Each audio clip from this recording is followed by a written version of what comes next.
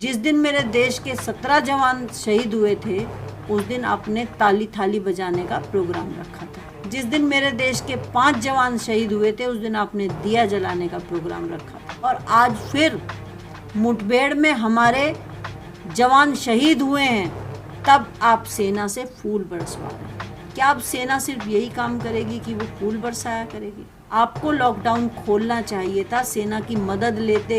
सेना का ये काम नहीं है कि वो फूल बरसाएगी।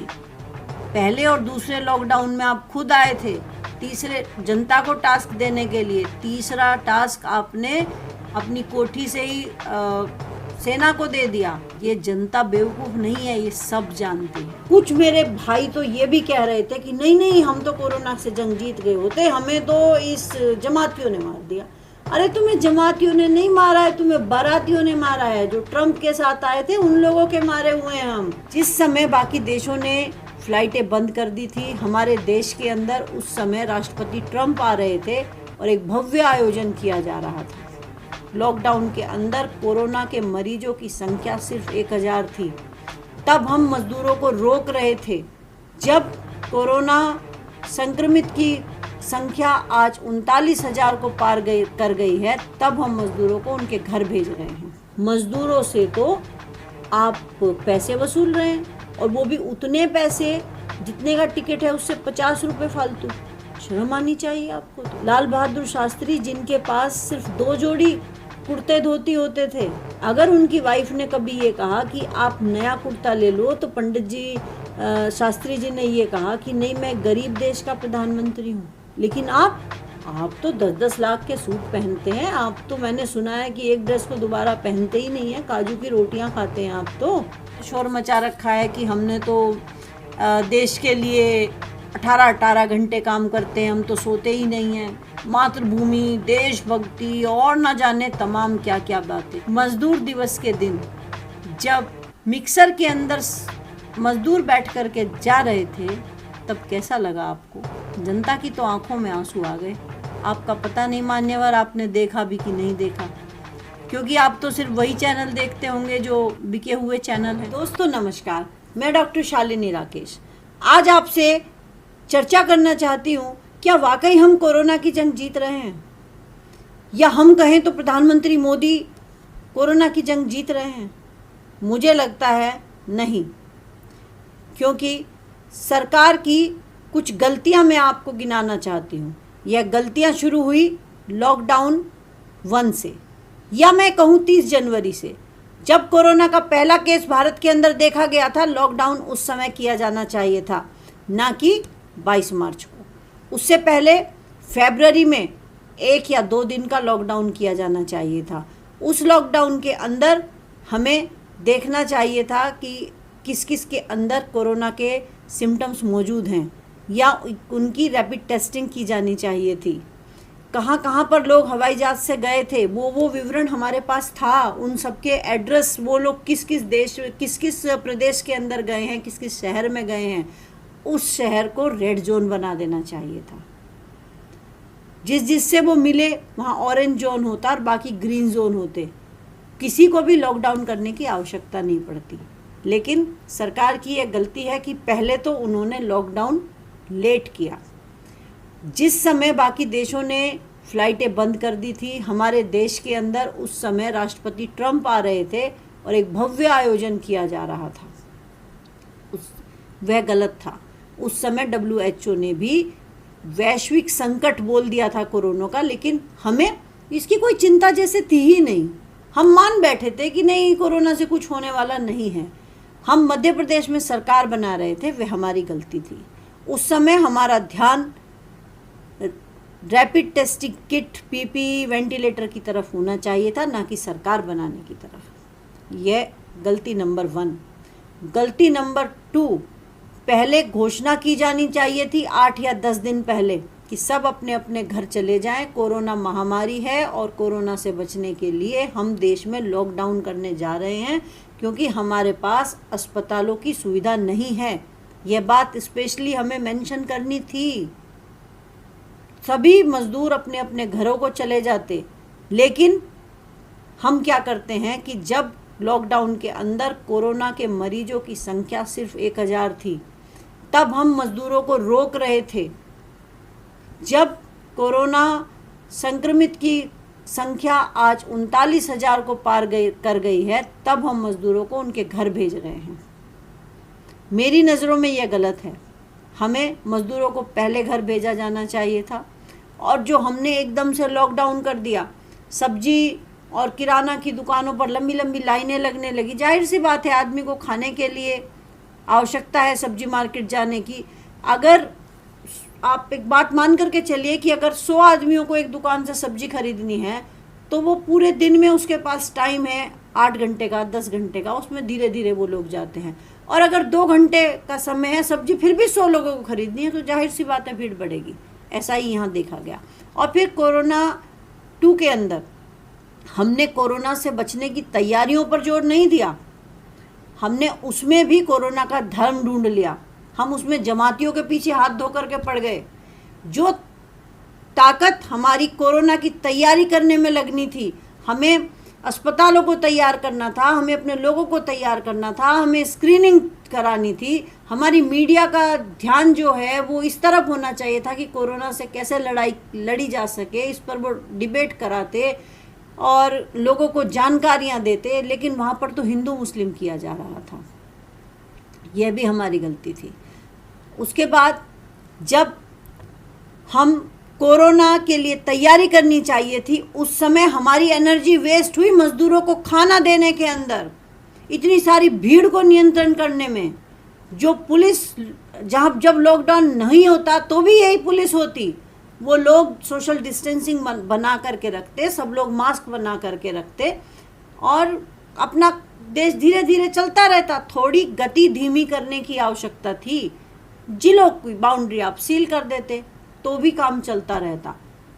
लेकिन आपने क्या किया? आपने तो अचानक से लॉकडाउन कर दिया। जब लॉकडाउन कर दिया, जो जहाँ था वहाँ वहीं फंस गया। फिर तो मारामारी मचनी ही थी। जब मारामारी मच गई, लोग भूखे बिलबिलाने लगे, सड़कों पर उतरने लगे, फिर आपने जमातियों के पीछे डंडा लेकर के चल पड़े। और कुछ मेरे भाई तो ये भी कह रहे थे कि नहीं नहीं, हम तो कोरोना से जंग जीत गए होते, हमें तो इस जमातियों ने मार दिया।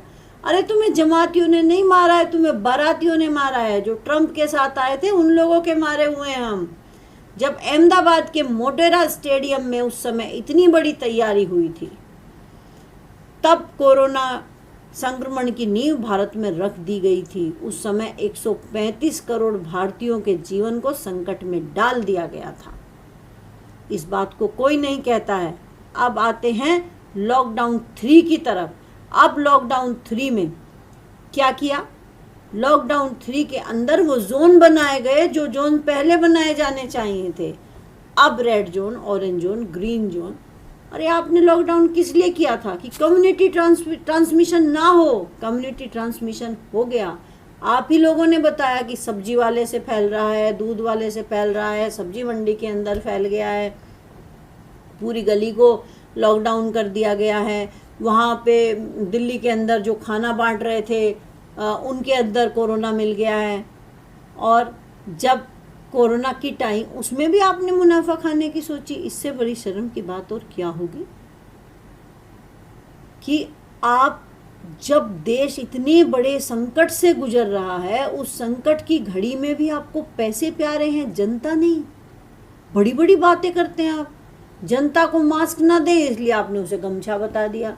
दान आपने जनता से ले लिया। अरे हाँ, दान के नाम से मुझे याद आया PM care fund. PM care fund की आपने बड़ी बातें की हैं। पीएम केयर फंड में आपने जनता से पैसे लिए, आपने महिलाओं से गहने तक मांग लिए, आपने सांसदों के वेतन ले लिए, विधायकों के ले लिए, सरकारी कर्मचारियों के ले लिए। यानी कि आप जहां से पैसा ले सकते थे आपने ले लिया। लेकिन आपने उसका उपयोग कहाँ किया? जनता को खाना खिलाने में नहीं। उसके लिए तो आपने जनता को ही बोल दिया कि आप एक दूसरे का ध्यान रखें, एक दूसरे को खाना खिलाएं। तमाम समाज सेवी संस्थाएं आ गई आगे खाना खिलाने के लिए। फिर आपने उसका उपयोग क्या मजदूरों को घर भेजने के लिए किया? नहीं किया। मजदूरों से तो आप पैसे वसूल रहे हैं, और वो भी उतने पैसे जितने का टिकट है उससे 50 रुपये फालतू। शर्म आनी चाहिए आपको। तो आपको तो शर्म आनी चाहिए। यह आप उस देश के प्रधानमंत्री बने हैं जिस देश में कभी लाल बहादुर शास्त्री प्रधानमंत्री थे, चौधरी चरण सिंह जी प्रधानमंत्री थे। ये वो महापुरुष हैं लाल बहादुर शास्त्री जिनके पास सिर्फ 2 जोड़ी कुर्ते धोती होते थे। अगर उनकी वाइफ ने कभी ये कहा कि आप नया कुर्ता ले लो, तो पंडित जी शास्त्री जी ने ये कहा कि नहीं, मैं गरीब देश का प्रधानमंत्री हूँ। लेकिन आप तो 10-10 लाख के सूट पहनते हैं। आप तो, मैंने सुना है कि एक ड्रेस को दोबारा पहनते ही नहीं है, काजू की रोटियां खाते हैं आप तो। और अब तो एक हवाई जहाज भी मंगवाए हैं आपने कि भाई वो बड़े लेटने की भी जगह हो, पूरा आलीशान जगह होनी चाहिए जिसमें आप आराम फरमा सकें। तो आप आराम फरमाना भी चाहते हैं। वैसे आपने शोर मचा रखा है कि हमने तो देश के लिए 18-18 घंटे काम करते हैं, हम तो सोते ही नहीं हैं, मातृभूमि, देशभक्ति और न जाने तमाम क्या क्या बातें। और जिस दिन मेरे देश के 17 जवान शहीद हुए थे, उस दिन आपने ताली थाली बजाने का प्रोग्राम रखा था, अगर आपको याद हो तो। जिस दिन मेरे देश के 5 जवान शहीद हुए थे, उस दिन आपने दिया जलाने का प्रोग्राम रखा था। और आज फिर मुठभेड़ में हमारे जवान शहीद हुए हैं, तब आप सेना से फूल बरसवा रहे हैं। क्या अब सेना सिर्फ यही काम करेगी कि वो फूल बरसाया करेगी? आपको लॉकडाउन खोलना चाहिए था, सेना की मदद लेते सोशल डिस्टेंसिंग मेंटेन करने में। सेना का ये काम नहीं है कि वो फूल बरसाएगी। पहले और दूसरे लॉकडाउन में आप खुद आए थे, तीसरे जनता को टास्क देने के लिए। तीसरा टास्क आपने अपनी कोठी से ही सेना को दे दिया, इसलिए सेना ने फूल बरसाए हैं। समझते हैं आप? ये जनता बेवकूफ़ नहीं है, ये सब जानते हैं। इस जनता ने आपको इतना प्यार दिया है, आपको इतनी सीटें दी हैं, लेकिन आपने जनता को क्या प्यार दिया है? कभी अपने दिल की गहराइयों से सोच करके देखना। जब इस देश की जनता लॉकडाउन में फंसी हुई है, क्या आपने उनके बिजली के बिल माफ़ कर दिए हैं? क्या आपने लोन की किस्तें माफ़ कर दी हैं? क्या आपने पानी के बिल माफ़ कर दिए हैं? क्या आप लोगों को मुफ्त राशन दे रहे हैं? नहीं दे रहे हैं, बल्कि आपने सरकारी अस्पतालों में ओपीडी भी बंद कर रखी है। जो गरीब आज प्राइवेट डॉक्टर्स के पास जाता है, दवाइयाँ लेता है, उसका काम सिर्फ 15 रुपये में हो जाया करता था। सरकारी ओपीडी आपको शुरू करवानी चाहिए। ना जाने कितनी महिलाएं आज परेशान हो रही हैं डिलीवरी के लिए। और आपने कितनी एम्बुलेंसें और बढ़ाई हैं, ज़रा बताइए।